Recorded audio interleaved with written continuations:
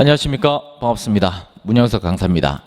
제가 지금부터 설명드릴 내용은 앞으로 있을 기출분석반을 대비해서 여러분들이 기출문제를 어떻게 정리할 것인가, 그리고 어떻게 효율적으로 대비를 해야 될 것인가, 거기에 대한 부분을 설명을 드리고자 합니다.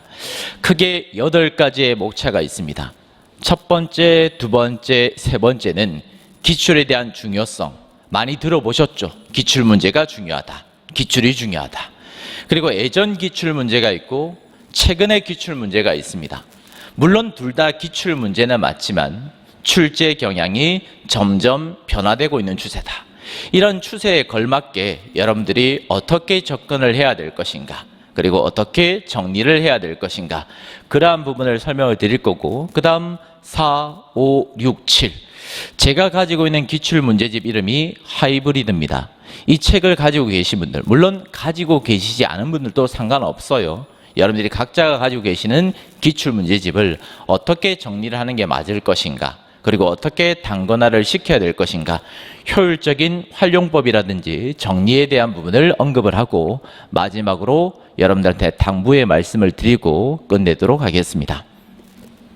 첫 번째, 기출의 중요성과 출제 경향의 변화인데, 기출의 중요성, 아무리 강조해도 지나치지 않을 만큼 기출은 중요한 게 맞습니다. 처음 공부하실 때 뭐 합격 수기가 되든, 아니면 먼저 합격을 한 선배가 되든, 친구가 되든, 후배가 되든 기출 문제지만 보면 된다. 이 기출을 봐라, 저 기출을 봐라, 뭐 여러 가지 것들 어드바이스를 해줄 거예요. 그래서 여러분들이 기출이 중요하다는 것은 알고 있습니다. 그러면 기출이 왜 중요할까? 중요한 이유에 대해서는 여러 가지 것들이 있겠지만, 첫 번째, 기출의 유기성이에요.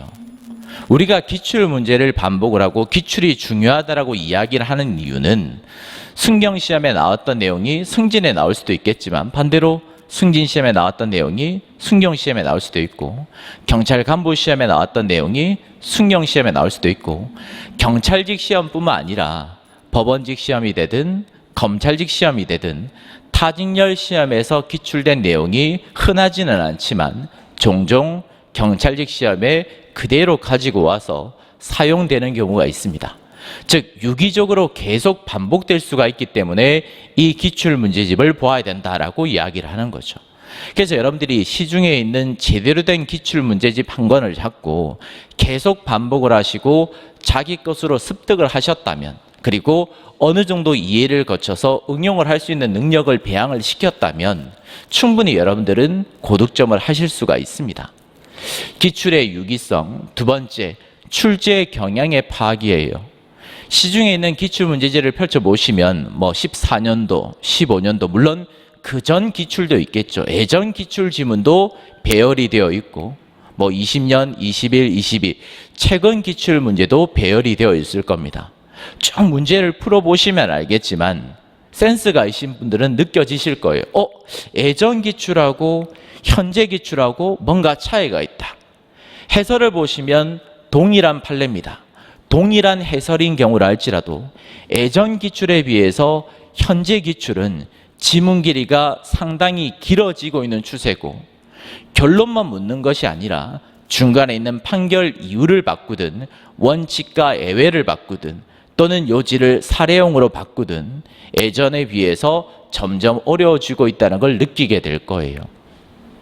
그래서 기출 문제를 여러분들이 풀어보시는 이유는 그러한 문제를 계속 풀어보면서 출제 경향이 이렇게 변화되고 있는 추세구나, 이렇게 변화되고 있으니까 내가 이 변화되고 있는 추세에 걸맞게 맞추어서 이렇게 공부를 해야 되겠구나라는 것을 알게 되는 과정이다라고 생각을 하시면 됩니다. 단순하게 기출이 중요하니까 많이 봐야지, 암기해야지, 물론 그렇게 공부를 해서 고득점을 받을 수도 있겠죠. 하지만 제가 봤을 때는 고득점을 받기에는 좀 힘든 과정이다라고 생각이 됩니다. 세 번째, 강약 조절에 대한 문제예요. 파트별 강약 조절도 있겠지만 또는 개인별 강약 조절도 있을 수가 있습니다. 여러분들이 이론 강의를 공부하시고 기출 공부하시고 마무리 단계로 넘어갈 건데, 공부를 하다 보면 하면 할수록 어려워지는 파트가 있고 암기해야 될 내용이 많아지는 파트가 있고 점점 힘들어지는 파트가 있어요. 뭐 재수론이 있을 수도 있고, 또는 횡령죄, 배임죄, 사행배가 있을 수도 있고, 또는 증거 파트가 있을 수도 있겠죠. 사람마다 성향은 다르기 때문에 어떤 파트가 힘들다, 어렵다, 뭐 이렇게 단정해서 말씀드릴 수는 없겠지만, 여러분들이 가지고 있는 기출문제지를 반복하시는 과정에 강약 조절을 하셔야 됩니다. 시험에서 잘 나오는 파트, 그리고 잘 나오지 않는 파트, 단원별 강약 조절도 하셔야 되겠지만, 자기 스스로 계속 해독을 반복하는 과정에 내가 이 파트가 약하구나, 이 파트는 보완해야 될 점, 암기해야 될 점이 상당히 많구나, 그런 것들을 스스로 계속 주지를 하고 인지를 하고 있는 과정을 거쳤을 때 결국에는 고득점을 받을 수가 있어요. 강약 조절을 당연히 하셔야 되고, 그리고 오답 정리 아주 중요하죠. 물론 문제를 풀다 보면 맞출 수도 있고 틀릴 수도 있습니다. 설사 문제를 풀어보는 과정에 모르는 지문이 나올 수도 있죠. 틀리는 지문이 나올 수도 있습니다. 그걸 바로 해설지로 가서 이랬구나, 결론만 보시는 게 아니라 내가 왜 틀렸지? 맞췄으면 왜 맞췄지? 자기 스스로 자문하는 과정도 필요합니다. 이러한 오답 정리를 거쳐서 결국 여러분들이 최종적으로 도달하는 점은 결국 이 공부에 대한 방향성이에요. 특히 처음 공부하시는 분들, 2년차, 3년차는 제외입니다. 어차피 그분들은 계속 공부를 하는 과정에 자기 스스로 강약 조절을 하셨을 거고, 내가 어떤 부분이 약하구나, 어떻게 공부를 해야 되겠구나, 이런 것들을 알고 계시기 때문에 논외에 대한 문제고, 이제 공부를 한 지 얼마 안 되신 분들, 이론 강의를 들었거나 이제 마치셨거나 이런 부분들은 계속 기출을 공부를 하시면서 내가 앞으로 어떤 방향성을 가지고 공부를 해야 되겠구나, 이런 것들을 계속 생각을 하셔야 됩니다. 두 번째, 집중력에 대한 부분인데, 제가 강의를 하는 과정에 많이 듣는 질문이 뭐냐면, 선생님 저 이제 공부 시작하는데 초시생인데 이론 강의를 들을 건데 혹시 기출문제집을 병행을 해야 될까요? 같이 봐야 될까요? 이런 질문들을 상당히 많이 하세요. 이런 질문들은 비단 경찰직 시험에서만 제가 듣는 질문이 아니라 다른 강의에 가서도 듣는 질문입니다. 근데 저는 단정해서 무엇이 좋다라고 말씀을 드리진 않아요. 왜냐하면 사람의 성향이 다르고 그 사람이 가지고 있는 역량이 다른 것이기 때문에 좋다, 그러다 이렇게 말씀을 드릴 수는 없는 것이고, 다만 기출을 병행했을 때 좋은 점은 분명히 있습니다. 우리가 이론을 공부하면 기본서에 있는 요지만을 공부해요. 판례가 이러이러한 법리에 따라서 이러이러한 결론을 도출했다. 그런가 보구나 하고 넘어가 버리죠. 강사가 그렇다고 하니까 그런가 보다 하고 넘어가 버립니다. 하지만 기본서에 있는 요지가 실제 시험에서 그대로 나온다는 보장은 없어요. 토시가 바뀌든 결론이 바뀌든 사례가 변형이 되든 여러 가지 형태로 변화가 될 수가 있습니다. 그러면 우리가 아직 기출집을 모르고 있는 상태에서, 문제편을 풀지 아니한 상태에서 단순하게 이론만 공부를 하게 되면 이 이론 문제가, 이 판례가 어떻게 응용이 되어서 나올 수 있다는 점을 모르다 보니까, 체감이 안 되니까 집중력이 떨어질 수밖에 없다는 거죠. 그래서 집중력을 상향시키는 점에 있어서는 이 기출은 상당히 큰 의미를 가지고 있다고 보여집니다. 그래서 기출을 여러분들이 공부하는 이유는 여러 가지 것들이 있다. 지금까지 말씀드렸던 이러한 내용들과 이것들을 토대로 해서 앞으로 어떻게 공부를 해야 될 것이고, 그리고 집중력을 극대로 끌어올려 가지고 단기간 합격을 하기 위해서 기출을 공부하는 것이다 라고 생각을 하시고요. 두 번째, 출제 경향의 변화로 갑시다. 앞서서 말씀드렸던 것처럼 예전 기출이 있고 최신 기출이 있습니다. 예전의 경찰직 시험 기출은 이 조문의 내용을 암기했니?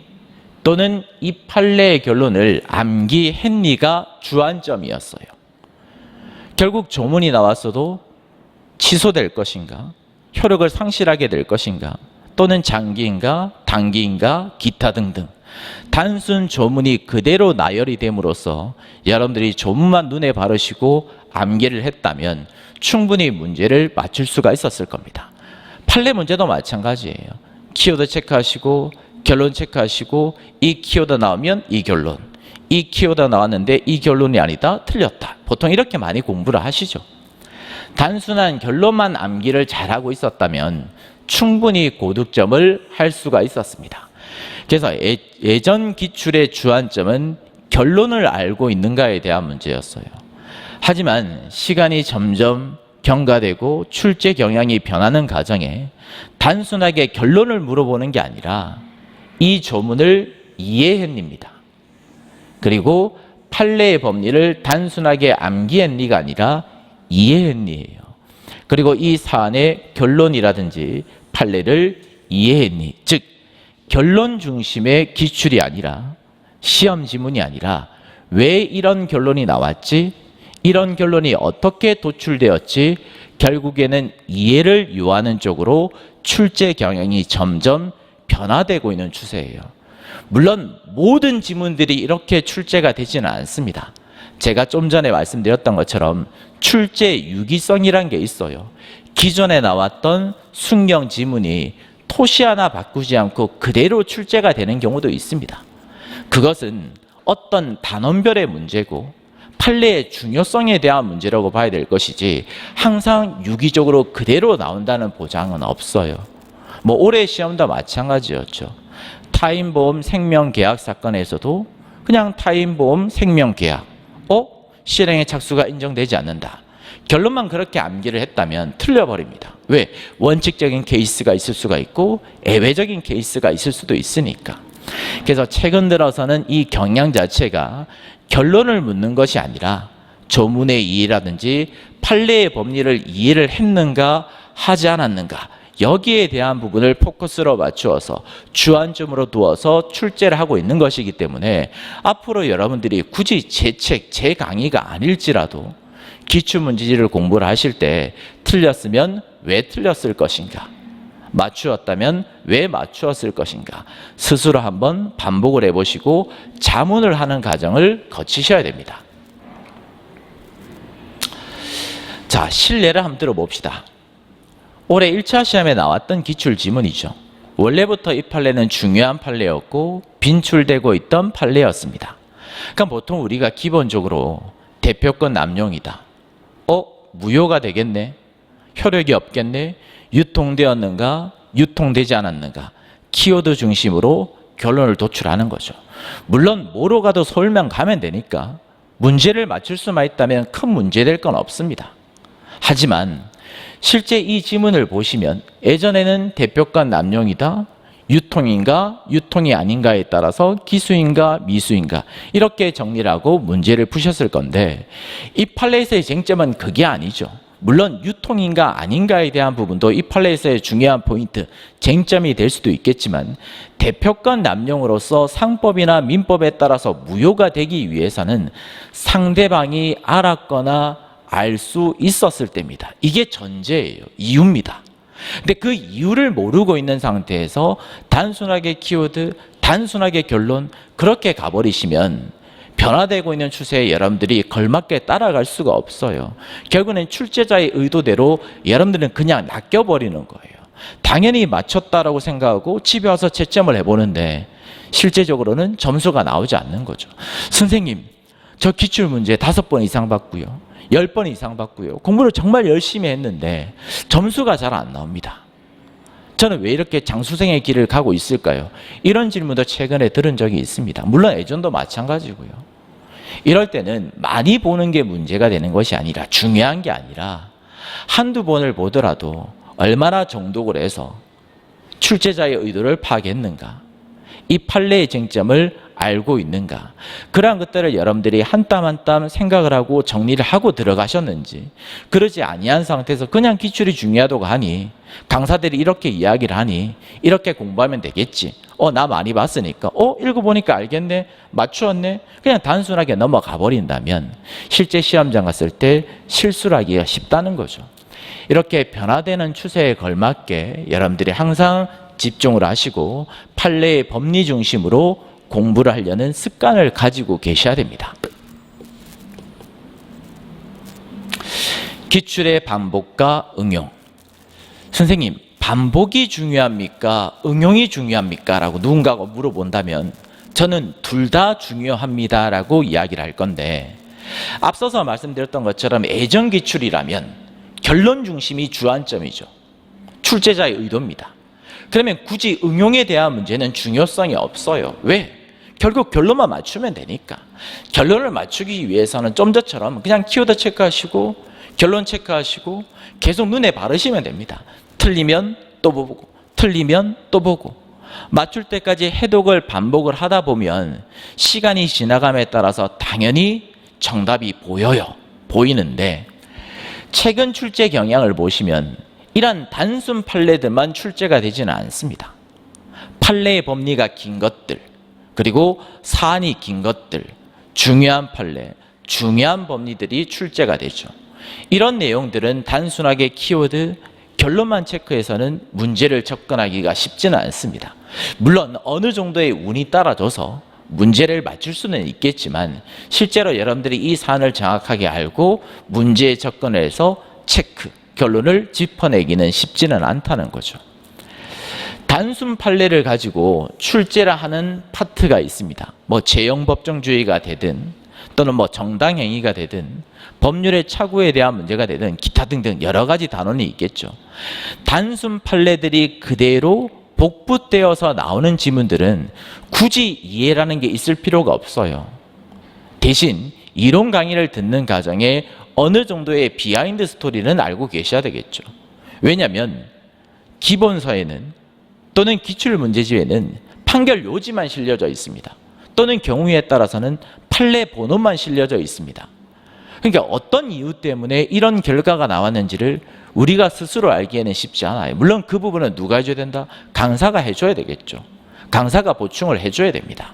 강사가 보충을 해주는 비하인드 스토리를 듣고, 이러이러한 이유 때문에 이러한 결과가 나왔었구나, 이 정도까지만 정리를 끝마쳤다면 그때부터는 키워드 체크하시고 결론 가시고 재형법정주의에 반하는가 반하지 않는가, 정당인가 아닌가, 정당한 이유가 있는가 없는가, 결론 위주로 공부를 하셔도 충분합니다.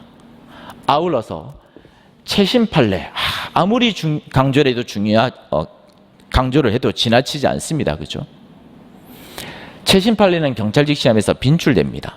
근데 최신 판례는 아무래도 지금까지 출제가 되지 않다 보니까 변형되는 요소가 거의 없습니다. 단순 판례들과 마찬가지로 그냥 요지가 복붙되어서 그대로 출제가 된다고 생각하시면 돼요. 그래서 단순 판례나 최신 판례나 지엽적인 판례 같은 경우에는 심도 있는 깊이를 요하지 않습니다. 그냥 단순하게 키워드 체크하시고 결론 보시고 막판에 눈에 한번 바르시면 시험장 들어갔을 때 틀릴 이유가 없어요. 결국 반복과 암기가 주안점입니다. 목표예요. 하지만 중요한 판례, 전원합의체 판결이 되든 전원합의체 판결이 아닌 경우라 할지라도 최신 기출 중에서도 중요하다고 언급되고 있는 내용들, 그리고 요지가 긴 것들, 사실관계가 긴 것들, 원칙과 예외가 있는 것들, 이러한 것들은 단순 판례처럼 키워드 체크하시고 결론으로 접근을 해버리시면, 뭐 올해 1차 시험도 마찬가지고 2차 시험도 마찬가지였겠지만 변별력을 요하는 문제는 여러분들이 접근을 할 수가 없어요. 문제를 맞출 수가 없습니다. 분명 한계점이 드러날 수 있다는 거예요. 따라서 이러한 내용들은 일단 이해를 하기 위해서 최소한 노력을 하셔야 됩니다. 이해라는 게 별게 없어요. 판례가 과연 어떻게 해석을 하고 있는가, 원칙적으로 어떻게 해석을 하며 특별한 사정이 있었을 때, 극히 예외적인 경우에는 어떻게 해석을 할 것인가. 일단 지문이 길기 때문에 끊어읽기를 하셔야 됩니다. 단순하게 쭉 읽어버리시면 실수하기 십상이에요. 끊어읽기를 하시면서 원칙과 예외를 정확하게 정리를 하시고 원칙과 예외에 따라서 사안에 접목을 할 수가 있어야 됩니다. 응용을 할 수가 있어야 돼요. 그 정도까지 여러분들이 반복을 하시면 변별력을 요하는 문제가 출제가 되는 경우라 할지라도 충분히 고득점을 할 수가 있습니다. 남들보다 한두 문제 더 맞출 수가 있습니다. 세 번째, 효율적인 기출의 공부. 좀 전에 말씀드렸던 내용이지만 단순한 반복 중요하죠. 반복이 중요하지 않다는 건 아닙니다. 기본적으로 여러분들이 수험장에 가서 빠른 시간 내에 그 사시 문제를 시간에 쫓기지 아니한 상태에서 정답을 체크를 하기 위해서는 기출 문제가 반복이 되어 있어야 돼요. 적어도 5회도 이상 반복이 되어 있고 아는 것들은 지우고 아는 것들은 지우고 모르는 것들만 남기고 거기다가 최신 판례 나오면 목차별로 단원별로 끼워놓고 단권화를 시켜가지고 시험 막판까지 한번 보고 들어가면 당연히 불합격할 이유가 없지 않습니까? 합격을 하실 수가 있겠죠. 이런 부분들은 키워드만 그리고 결론에만 집착을 하셔도 되는데 문제가 뭐냐면 기출 지문 자체에 익숙해질 위험성이 있습니다. 제가 앞서서 어떤 예시를 들어드렸냐면 선생님, 제가 기출 문제지를 5번, 10번을 보고 들어갔는데 시험장 가서는 고득점이 나오지 않습니다. 또는 선생님, 저 이론 강의 듣는데 기출 문제지 병행을 해야 될까요?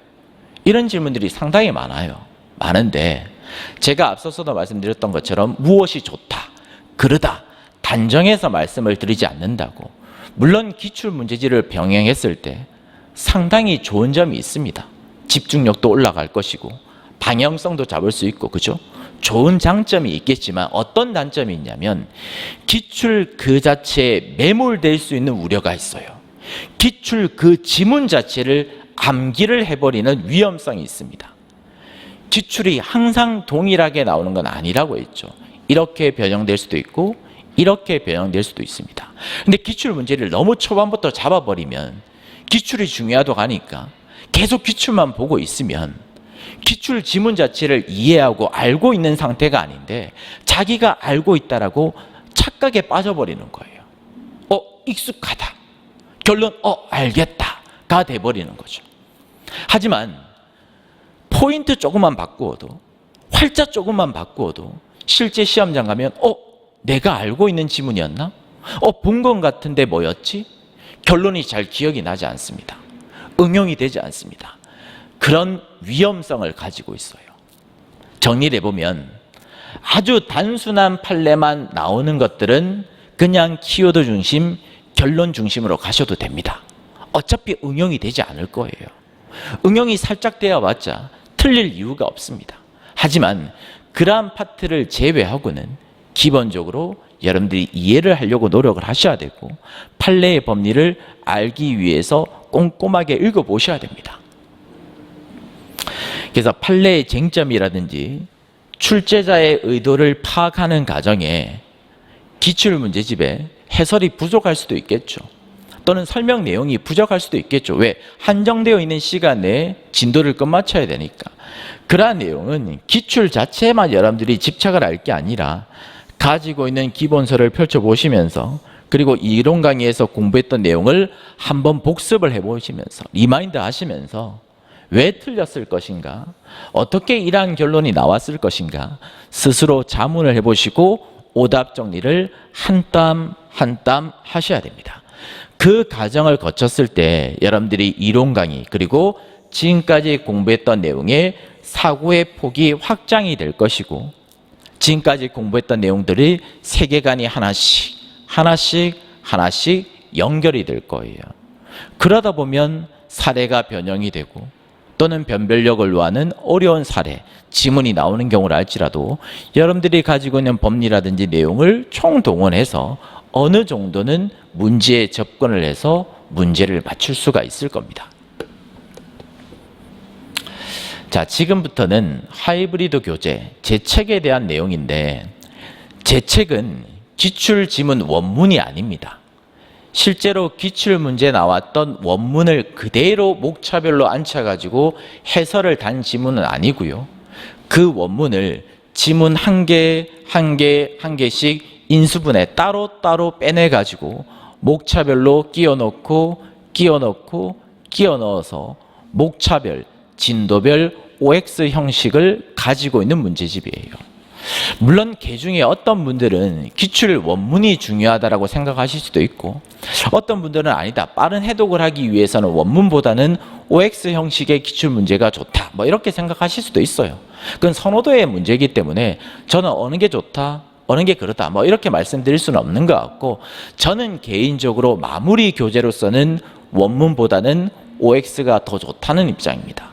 물론 OX가 가지고 있는 장점도 있고 단점도 있지만 그 부분은 제가 조금 이따가 말씀을 드리기로 하고, 일단 제 책은 OX 형식을 띠고 있는 기출 지문이다라고 생각을 하시고, 최근에 출제된 경찰직 시험뿐만 아니라 뭐 법원직 시험이 되든 검찰직 시험이 되든 최근에 출제가 된 기출 지문들을 모두 다 정리를 해 두었습니다. 그래서 같은 지문 유형끼리, 같은 법리의 유형끼리, 같은 진도나 파트에 있는 지문들끼리 배열을 해서 모아두었기 때문에 그 관련된 파트에 있는 지문들을 정리하기가 상당히 용이하실 겁니다. 제가 왜 OX 형식을 좋아하냐면, 기출 문제집을 저도 써본 적이 있어요, 예전에. 지금은 제가 출간하고 있지 않지만, 예를 들어서 실행의 착수를 예를 든다라면 실행의 착수가 여러 파트에서 나오죠. 뭐 살인죄의 실행의 파트가 있을 수도 있고, 소송사기죄의 실행의 파트가 있을 수도 있고, 뭐 강간죄의 실행의 착수, 체포강금죄의 실행의 착수, 기타 등등이 있을 수가 있습니다. 근데 만약에 장애미수 파트에서 실행의 착수의 문제를 배열을 하면 1번 지문은 살인죄의 실착, 2번 지문은 체포강금죄의 실착, 뭐 기타 등등에 대한 지문을 깔아버리면 우리가 뒤에 부분을 공부를 안 했잖아요. 모르잖아요. 그런데도 불구하고 이 판례 하나를 설명드리기 위해서 뒤에 있는 모든 내용을 끌어다 와야 됩니다. 그리고 단원별, 그리고 목차별 쟁점을 정리하기가 쉽지 않습니다. 그러한 고충 때문에 저는 OX형 기출지문을 훨씬 더 선호하는 입장이에요. 두 번째, 기출 판례, 그리고 중요 판례의 사례 및 쟁점별 정리. 제 책은 해설편 전단을 가보시면 판례 제목이 기술이 되어 있고요, 판례 제목 앞에 이 판례에서의 쟁점이 기술되어 있습니다. 뭐 다중의 위력의 의미는 무엇인가? 그럼 이 판례에서의 쟁점은 뭐예요? 특수폭행죄에서 말하는 다중의 위력이 무엇인가? 상해죄의 의미, 그럼 이 판례에서의 쟁점은 뭡니까? 상해죄의 의미를 판례에 어떻게 해석할 것인가? 결과음처럼 해석한다, 폭행 협박이 전제가 돼야 된다, 뭐 기타 등등. 단순하게 기출지문을 배열하고 해설을 배열한 게 아니라 일단 목차별로 인수분해를 해서 적절하게 다 배열을 마쳤고요. 그리고 해설편 밑에도 이 판례에서 쟁점이 되는 것, 출제자에 대한 의도, 그러한 부분을 정리를 해두었습니다. 그래서 사례 및 쟁점별로 정리하기가 상당히 용이할 거고, OX 형식의 기출지문의 가장 큰 단점이 뭐냐면, 물론 여러분들의 생각은 어떻는지 모르겠지만 제 생각은 우리가 원문을 풀어다 보면, 원문을 계속 문제 풀다 보면 뒤에서 문제를 풀었는데 이 지문이 벌써 앞에서 공부했던 내용이에요.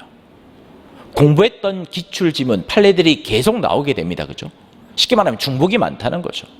그럼 중복이 많다고 무조건 나쁜 건 아니에요. 중복이 있는 과정에 내 스스로 중요성을 판단을 내릴 수가 있으니까, 아, 이 지문은 중요하구나, 이 지문은 중요하지 않구나, 자기 스스로 강약 조절을 할 수 있는 장점도 있기 때문에 무조건 중복이 많다고 좋지 않다 이렇게 말씀드릴 수는 없지만, 중복이 많아서 스스로 학습을 할 수 있는 과정을 거칠 수는 있겠지만, 문제는 좀 전에 말씀드렸던 것처럼 단원별, 쟁점별로 정리하기가 쉽지 않습니다.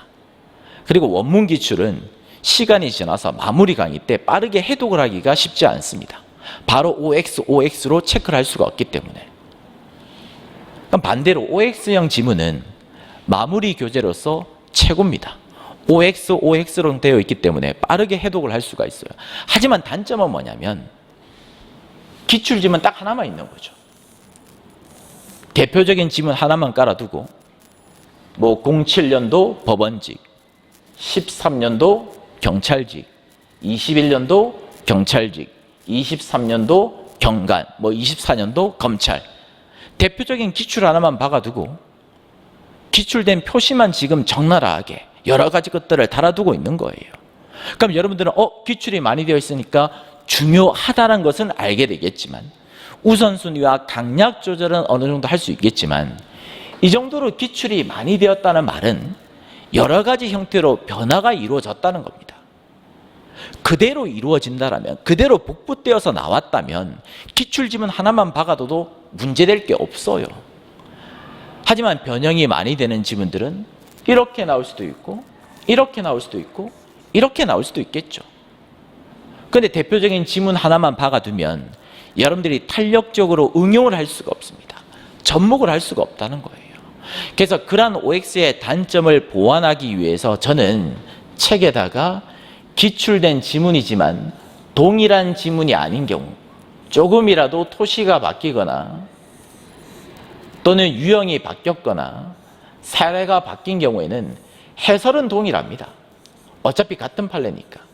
해설은 동일하지만 뭐 서기보 시험, 법원직에서는 이렇게 나왔고, 경찰직 시험에서는 이렇게 나왔고, 변호사 시험이나 검찰직 시험에는 이렇게 나왔다. 이렇게 똑같은 지문을 따로따로 배열을 해두었어요. 그러면 여러분들이 풀어보는 과정에 이 지문은 출제가 많이 되었구나. 여기서는 이렇게도 변형될 수 있고 이렇게도 변형될 수 있겠구나. 여러분들이 계속 반복을 하는 과정에 다양하게 응용을 할 수가 있고 여러분들 스스로 출제의 포인트를 정리를 하실 수가 있습니다. 그래서 이러한 것들을 제가 보완을 해서 OX 지문 연습의 어떤 약점, 단점 이런 것들을 보완하기 위해서 집필을 했어요. 교재 특징, 좀 전에 말씀드렸던 것처럼 목차별 그리고 쟁점별로 기출 원문에 있던 내용을 다 하나씩 분해를 해서 목차별로 쟁점별로 하나씩 배열을 했습니다. 그래서 기출 문제를 완벽하게 분석을 하고 정리를 했고요. 그리고 단원별로 지문을 한 땀 한 땀 배열을 했기 때문에 여러분들 약한 파트가 있을 수 있겠죠. 어떤 분들은 강제집행 면탈죄가 약할 수도 있고 어떤 분들은 문서죄가 약할 수도 있고 어떤 부분은 증거 파트가 약할 수도 있고 이런 것들을 단건화를 위해서 한 땀 한 땀 배열을 해서 혹시라도 나중에 최신 기출이 나오면 그 파트 뒤에 붙여넣기 하시면 되겠죠.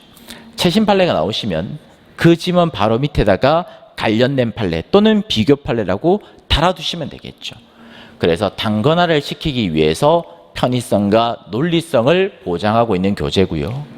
좀 전에 말씀드린 바처럼 타직렬 기출을 병행을 했기 때문에 순경시험에 나오는 기출 지문뿐만 아니라 다양한 유형의 지문을 여러분들이 공부를 하시면서 응용하고 이해를 할 수 있다는 장점을 가지고 있습니다. 그리고 표준 판례와 최근에 출제가 된 최신 판례, 최신 기출을 모두 반영을 했습니다. 선생님 표준 판례가 뭡니까? 가끔 질문을 하시던데 표준 판례란 건 엄청 거창한 건 아니고요. 법전원에서 법학전문대학원에서 교수님들이 변호사 시험을 준비하는 학생들이라면 이 정도의 내용 정도는 알고 있어야 된다라는 판례를 우리는 표준 판례다라고 이야기를 합니다. 쉽게 말해서 중요하다고 엄선된 판례를 말하는 것인데 이 표준 판례가 경찰직 시험에서 무조건 중요하다고 볼 수는 없어요. 왜? 이 표준 판례가 물론 의미성을 가지고 있고 중요한 판례는 사실이나 변호사 시험 기준에서 표준 판례일 뿐이지 그게 공무원 시험에서 빈출된다, 중요하다 이렇게 단정하기는 어렵겠죠. 그래서 보통 중첩적인 부분이 상당하긴 하지만 항상 그러한 것은 아닙니다. 그래서 의미가 있는 표준 판례들은 모두 다 책에다가 표시를 해두었고요. 그리고 제가 이 책을 4월 달에 출간을 했는데 출간하고 난 다음에 이루어졌던 최신 기출 그리고 최신 판례는 단건화 자료 추록으로 별도로 카페에다가 제가 업로드를 할 거니까 기존에 책을 가지고 계신 분들은 늦지 않게 들어오셔가지고 출력하셔가지고 제가 페이지를 적어놨으니까 이 지문은 몇 페이지 어떤 판례 밑에 다시고 이 지문은 몇 페이지 어떤 판례 밑에 다신다면 당연히 목차별로 쟁점별로 정리를 하실 수가 있겠죠. 교재 활용법입니다. OX 기출 지문의 장점, 제일 큰 장점은 아무래도 속도감이에요. 반복성입니다. 원문 같은 경우에는 아무래도 문제 형태로 기술이 되어 있고 1번, 2번, 3번, 4번 기역, 니은, 뒷글, 리을, 미음 그리고 난 다음에 뭐 뒷페이지에 있던 옆에 있던 따로 해설지를 만들어 두었던 해설지를 계속 왔다 갔다 하셔야 돼요. 하지만 OX는 지문이 있고 바로 해설이 있죠. 그리고 쟁점이 달려져 있습니다. 그럼 보고 오케이, 보고 오케이, 보고 틀렸네 다시 보고. OX를 빠르게 내려가시면서 해독을 가지고 속도감을 가지고 계속 반복을 할 수 있다는 장점을 가지고 있어요. 두 번째, 단권화를 시키기 위해서 최상입니다. 원문 같은 경우에는 목차별로 정리가 되어 있지 않다 보니까, 쟁점별로 정리가 되어 있지 않다 보니까 최신 판례를 어디에 넣을지 참 애매해요. 최신 기출을 어디에 넣을지 참 애매해요. 그런 부분의 단점을 보완할 수가 있습니다. OX의 단점, 앞서서 말씀드렸죠. 그냥 대표적인 기출지문 하나만 박아두면 기출은 많이 되었다는 건 알겠는데 어떻게 나오는지를 여러분들이 정확하게 판단하기가 쉽지 않습니다. 그래서 그러한 것들을 보완하기 위해서 여러 가지 유형들을 따로따로 아래 위로 배치를 해가지고 기술을 했고요. 그리고 이러한 단점을 보완하기 위해서 제가 무엇을 고안하고 있냐면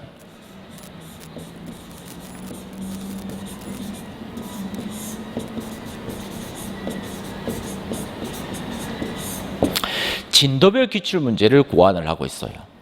아무래도 OX 형식의 기출 문제를 풀다 보면 실제로 우리가 원문을 반복해 본 적이 없다 보니까 실제로 지문 내용은 알겠는데 이게 문제편으로 나왔을 때 어떻게 나올 것인가 궁금증이 생기겠죠.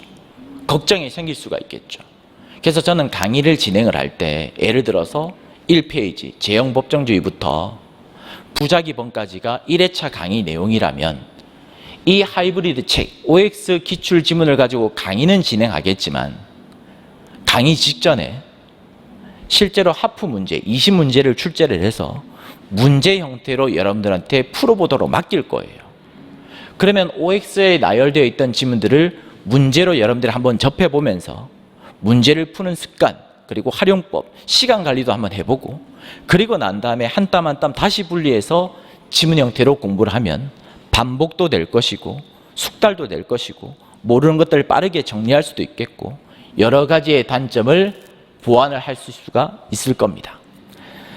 세 번째, 법리의 원칙과 예외에 대한 문제. 최근 출제 경향 중에서 가장 중요한 부분이 아닐까라고 생각이 됩니다. 예전에는 단순하게 키워드 결론, 키워드 결론 또는 두 문자 결론 충분히 고득점을 할 수가 있었죠. 하지만 요즘에는 어려운 지문들, 변별력을 요하는 지문은 그렇게 접근을 하셔가지고는 고득점을 받기가 쉽지 않습니다. 그래서 하이브리드 책에는 항상 원칙적인 내용과 그리고 예외적인 내용이 구분이 되어 있습니다. 특별한 사정이 없었다면 이러하겠지만 반대로 예외적인 특별한 사정이 있었다면 이렇게 될 것이다. 그래서 이렇게 공부하는 습관을 계속 가져주셔야지만 특히 여자분들, 고득점을 더 받으셔야 되는 분들은 이렇게 접근을 하셔야지만 여러분들이 고득점을 받아낼 수가 있고요. 그리고 최신 판례, 최신 기출은 제가 따로 단거나 자료, 추로 형태로 제공을 해드릴 거고 제공해드리는 것들은 그 밑에 페이지에 적시가 되어 있는 부분에 그대로 보충을 해주시고 그 내용만 계속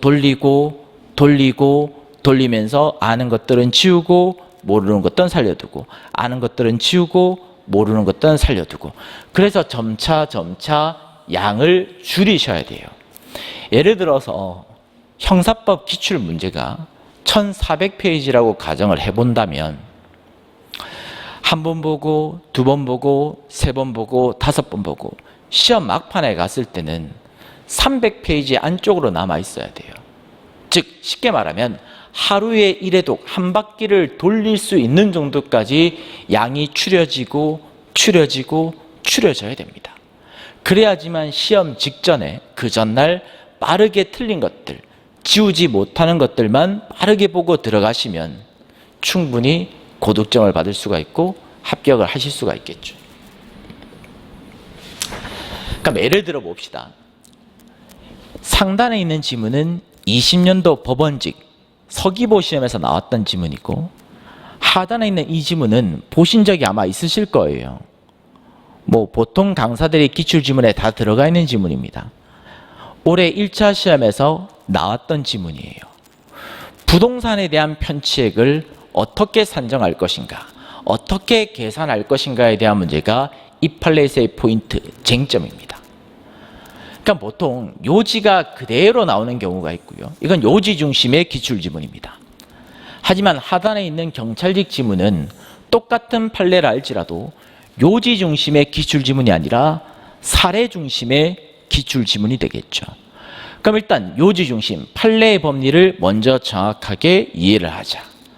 채권 최고액 범위 내에서 피담보 채권액, 즉 은행에서 받아갈 수 있는 채권 최고액 범위 내에서 빌린 금전, 담보권을 설정한 금액 범위 내에서 부동산 편취액이 결정이 될 것이다. 그럼 이 법리를 이 사실관계에다가 그대로 대입을 하면 지금 피담보 채권액은 얼마죠? 4억이라고 되어 있고 채권 최고액은 얼마죠? 3억이라고 되어 있습니다. 물론 이런 케이스는 흔하진 않아요. 보통 채권 최고액이 피담보 채권액보다 훨씬 더 많은 경우가 허다하겠지만 이 지문은 지금 예외적으로 피담보 채권액이 더 많다라고 되어 있지만 결국은 어떤 범위 내죠? 두 번째 줄 끝에 채권 최고액 범위 내에서 부동산의 시가액을 공제를 하면 되는 것이니까 시가가 10억 원이에요. 근데 채권 최고액은 3억 원이에요. 채권 최고액 범위 내에서 공제를 하면 되니까 7억 원이 결국 가액, 이득액, 편취액이 된다라고 계산하시면 되겠죠. 그래서 법리를 토대로 해서 이렇게 이론 지문, 사례형 지문으로도 나올 수도 있는 거고 만약에 문제를 맞추셨다면 가감하게 지우시면 되겠죠. 하지만 틀리셨다면 여러분들 스스로 약속을 해두셔야 돼요. A는 뭐냐면 제 나름대로의 약속입니다. 어게인이에요. 맞추긴 맞췄지만 내가 찍어서 맞추었다. 제대로 알지 못한 상태에서 맞추었다. A, 다시 보자는 거죠. 어게인이고요. 또는 제가 맞추긴 맞추었는데 정말 운이 좋게 만들었어요. D는 뭐냐면 디피컬트입니다. 어렵다는 거예요. 다시 봐야 된다는 거죠. 이렇게 자기 스스로 약속을 해서 틀린 지문이든 또는 실수라고 합시다. 뭐 재수 좋게 맞춘 거니까 운 좋게 맞춘 지문이든 간에 스스로의 약속을 통해 가지고 무언가 체크를 해 두셔야 돼요. 굳이 알파벳을 적어 두실 필요는 없습니다. 문방구에 가면 색깔로 되어 있는 스티커가 있어요. 흔히 콩딱지라고 이야기를 하는데 뭐 빨간색 스티커도 있고요. 파란색 스티커도 있고요. 흰색 스티커도 있습니다. 그럼 그런 것들을 몇 가지 구입을 해서 여러분들 스스로 약속을 하시면 되겠죠. 틀린 것들은 빨간색을 부착을 해두자. 또는 맞추긴 맞추었지만 반드시 다시 보아야 될 내용은 파란색을 부착을 해두자. 또는 내가 뭐 한 달 또는 석 달 있다가 보아도 틀리지 않을 것들은 그냥 가감하게 삭제를 하자. 자기 스스로 약속을 해서 그 약속된 내용을 앞에다가 부착을 해서 그 많은 내용들을 해독을 하는 과정에 계속 줄이는 거예요. 그래서 몇 페이지를 만들어 두자고? 시험 직전에 한 바퀴 돌릴 수 있는 양까지만 만들어 내신다면 여러분들은 필히 합격입니다. 그냥 단순하게 기출이 중요하다니까 맞다 모르겠는데 이게 아니에요. 책 정리도 공부의 한 연장이다라고 생각하시고 소홀하게 생각을 하시면 안 됩니다. 항상 집중을 하셔야 되고요. 자, 기출분석반 강의 일정은 11월 28일 날 개강을 하게 됩니다. 뭐 굳이 제 강의가 아니더라도 다른 분들 강의를 듣더라도 기출문제집을 공부를 할 때는 그냥 허투루 공부를 하려고 하지 마시고 맞췄으면 왜 맞췄는가, 틀렸으면 왜 틀렸는가 스스로 계속 반복을 하시고 혹시라도 모르면 거기서 끝내는 게 아니라 기본서로 돌아가 보시고 이론 강의로 돌아가서 발책도 해보시고 그래서 여러분들이 책 정리를 잘 해두셔야지만 막판에 가서 그걸 여러분들이 무기로 삼아가지고 합격을 하실 수가 있는 거예요. 항상 명심을 해주십시오. 마지막으로 당부의 말씀을 드리고 끝내도록 하겠습니다. 커리의 단수나 저는 개인적으로 커리큘럼이 긴 것들은 선호하지 않습니다. 뭐 1순환, 2순환, 3순환, 4순환, 5순환. 물론 제가 법원직에서 강의를 오래 했지만 법원직 강의는 커리가 길어요. 단순화되어 있지 않습니다. 뭐 1순환도 있고 2순환도 있고 5순환도 있고 최신 판례도 하는데 아무래도 이제 법원직 같은 경우에는 8과목이에요. 정리해야 될 과목이 너무 많아요. 그래서 어쩔 수 없이 해독을 통해서 반강제적으로 학습을 해야 될 필요성이 있습니다. 하지만 순경시험은 다르죠. 과목이 3과목입니다. 대신 깊이가 있죠. 얕지 않습니다. 이런 것들은 자기 스스로 공부하는 시간을 점점 많이 확보를 하셔야 돼요.